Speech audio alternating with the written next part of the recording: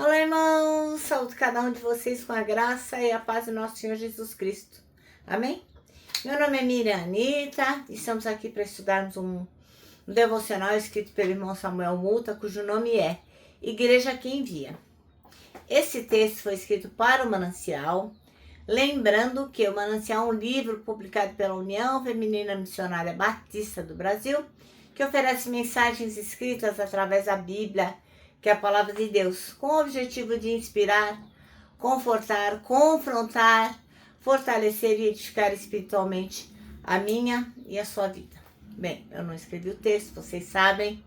O que eu faço? Leio com vocês e conto aquilo que eu entendi.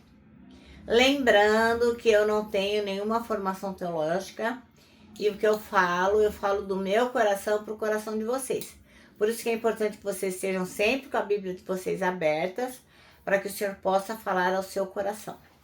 Quero lembrar vocês também que seria importante que vocês compartilhassem esse nosso devocional com outras pessoas, para que elas também pudessem ter o privilégio de estudar a palavra de Deus, tá bom? E se você puder, se inscreve no canal, compartilha, manda uma mensagem, aciona o sininho, enfim.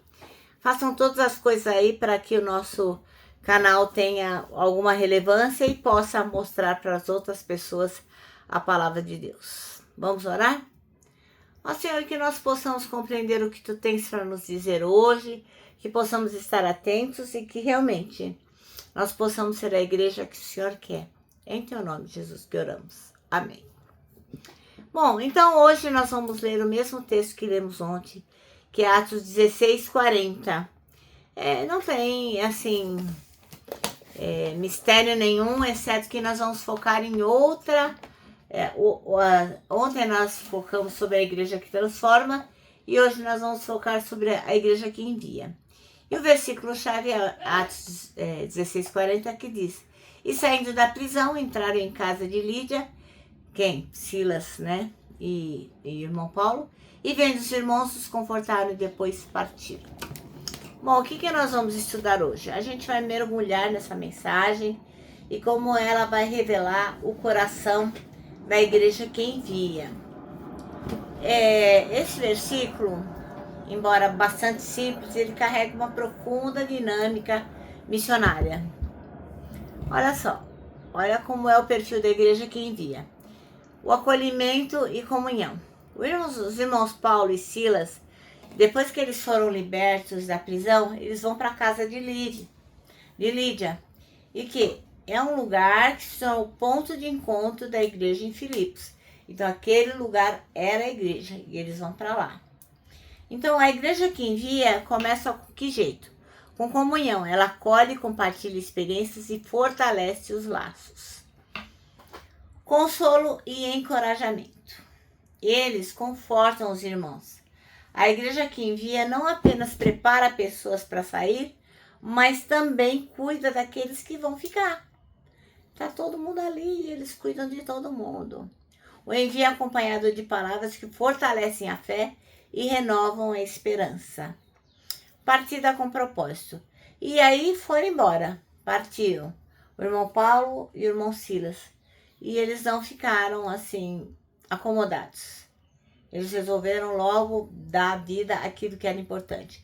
Eles seguem adiante, levando o evangelho a novos lugares. Então a igreja que envia entende que sua missão vai além das quatro paredes. Ela é chamada para transformar o mundo. Como que a gente aplica isso nos dias de hoje? Bem, a igreja que envia é uma igreja que forma discípulos com raízes profundas e asas largas, que eles vão embora mesmo, consola antes de comissionar, celebra a missão com estilo de vida e multiplica na presença por meio de pessoas que vão embora, vão pregar com propósito. Bem, então quem escreveu o texto que nós vamos estudar hoje é o irmão Samuel Multa, e ele escolheu o versículo 40 para ser o versículo-chave, que diz: Eles saíram da prisão e foram para a casa de Lídia. Ao verem os irmãos, os encorajaram e depois partiram. Ora, então a gente está diante de Filipos, uma cidade que foi alcançada pelo Evangelho com líderes treinados, discípulos engajados e uma igreja absolutamente transformada e que vai transformando a cidade. Isso é uma bênção muito mega master plus, né? Mas, curiosamente, o capítulo termina com a expressão: e depois eles partiram, quer dizer, foram embora. E eles foram embora para onde? Partiram para quê?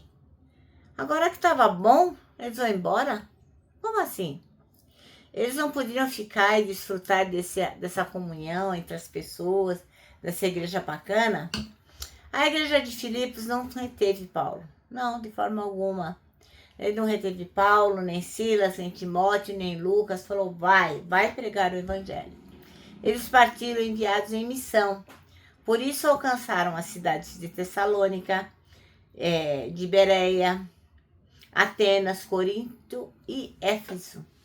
Porque eles foram fazendo discípulos, formando líderes e plantando igrejas. A nossa história é cheia de exemplos como esses.